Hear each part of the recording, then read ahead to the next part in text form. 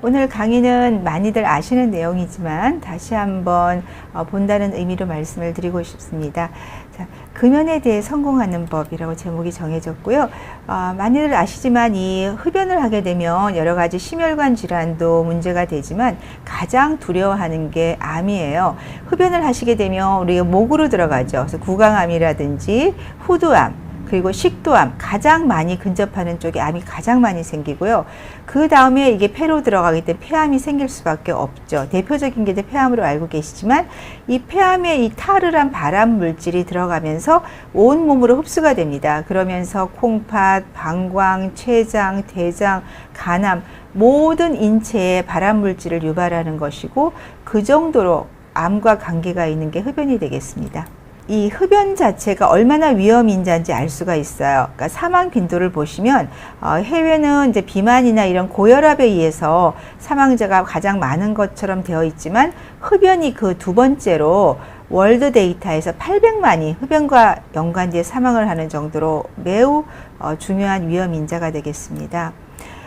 이거는 성인 흡연율 비교인데요. 2007년부터 2018년을 보시면 대부분의 나라가 좀 감소세로 들어가고 있지만 인도네시아나 일부 국가는 여전히 흡연율이 높아서 금연율이 낮습니다.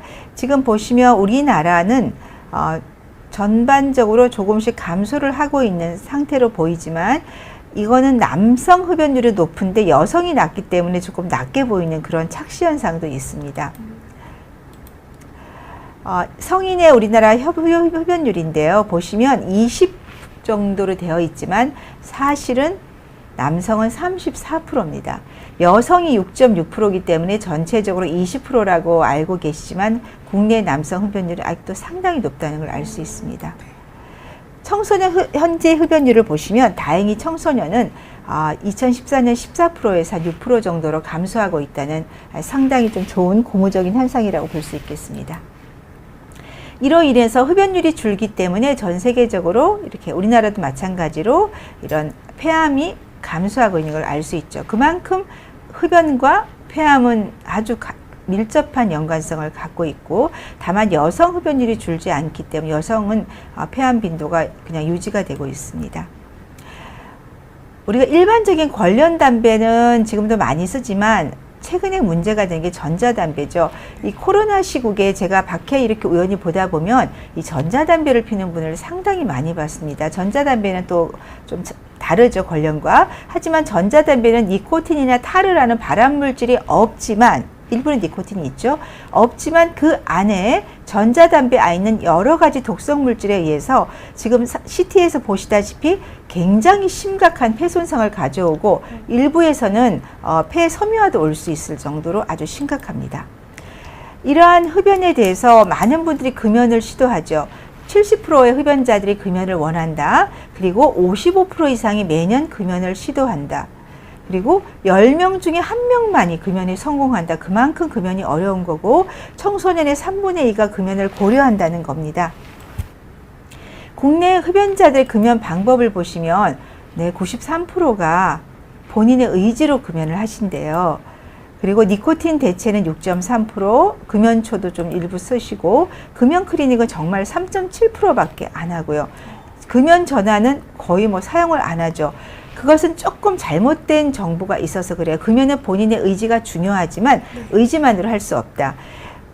그리고 흡연량이 많은 경우에 금연 시도율이 떨어져요. 지금 10개피 미만은 거의 66%가 금연 시도를 하고 하지만 20개피, 한갑 이상은 45% 정도만 금연을 시도한다는 거죠. 그만큼 흡연량이 많을수록 더 금연을 안 한다는 걸 알 수 있고요.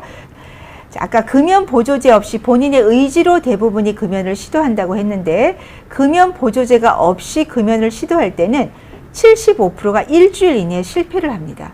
그리고 한 1년이 되면 5% 미만에서만 금연 성공을 하기 때문에 우리가 금연은 본인의 의지도 중요하지만 반드시 금연 보조제의 역할이 필요하다는 것을 알 수 있습니다.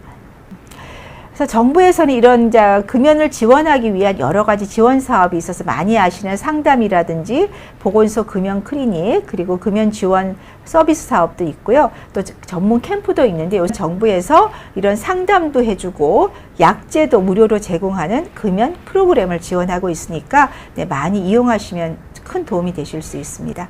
자, 우리가 금연은 아까 말씀드렸듯이 본인의 의지가 가장 중요해요. 하지만 비약물요법, 상담과 약물요법 이 두 가지가 합해져서 병합요법이 되는 것이 가장 효과적이라고 알려져 있고요.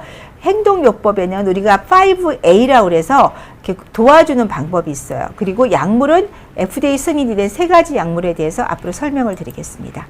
니코틴 대체 아시죠? 니코틴 패치, 니코틴 껌, 니코틴 사탕 이런 것들을 쓰시면 되고, 그다음에 부피로피온이라고 가장 먼저 금연 약물로 개발이 된 건데 원래 이거는 항우울제로 개발이 됐던 약물이고요.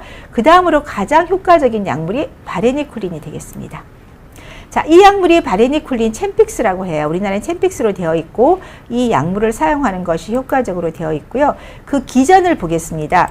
우리가 보시면 이 뇌세포에는 니코틴 수용체가 있어요. 이 수용체에서 담배를 피면 니코틴에 결합을 하면서 이렇게 기분을 좋게 해주고 편하게 해주는 도파민이라는 물질이 분비가 되기 때문에 우리가 갈증을 느끼게 되죠. 담배를 2시간만 안 펴도. 그래서 자꾸 흡연을 하게 되는데 이 바레니쿨린 챔픽스의 특징은 무엇이냐면 아까 보였던 니코틴 수용체 얘가 바레니쿨린 챔픽스 같은 붙게 돼요.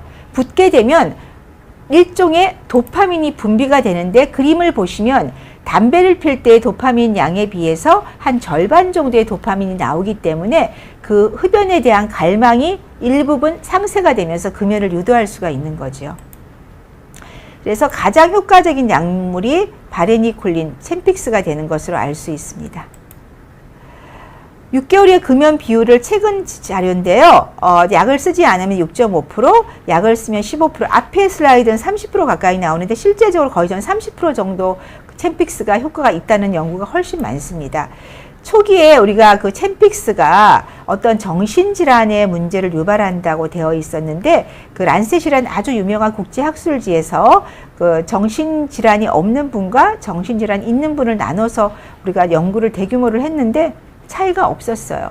그래서 어떤 이제 정신과 약물을 드시는 분들도 우리 챔픽스를 사용할 수 있다는 거죠.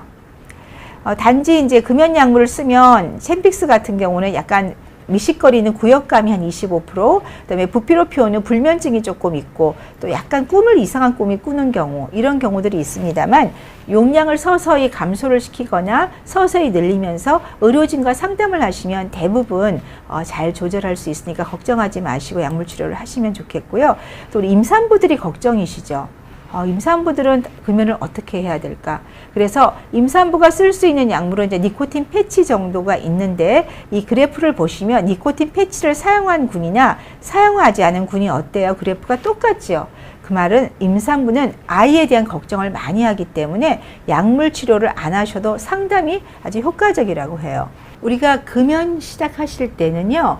아주 초기 1주 정도는 아주 적게 피실 수 있지만 담배를 피시면 안 돼요.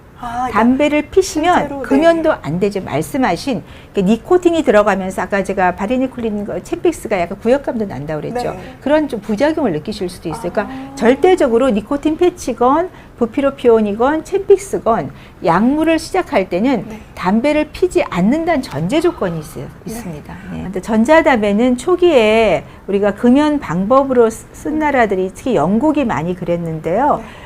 일부에서는 분명히 전자담배는 아주 소량의 니코틴이 없는 경우도 있고 타르란 발암물질이 안 들어가 있어요. 그러니까 분명히 일반 관련 담배보다는 유해성이 떨어집니다. 다만 아까 말씀드린 액상이나 이런 담배에는 여러 가지 다른 독성 물질들이 많이 있기 때문에 그거로 인해서 2차적인 아까 폐렴이나 그런 문제가 올 수가 있어요. 그리고 이 전자담배가 어떤 문제가 있냐면 관련 담배와 전자담배를 2개를 같이 써요.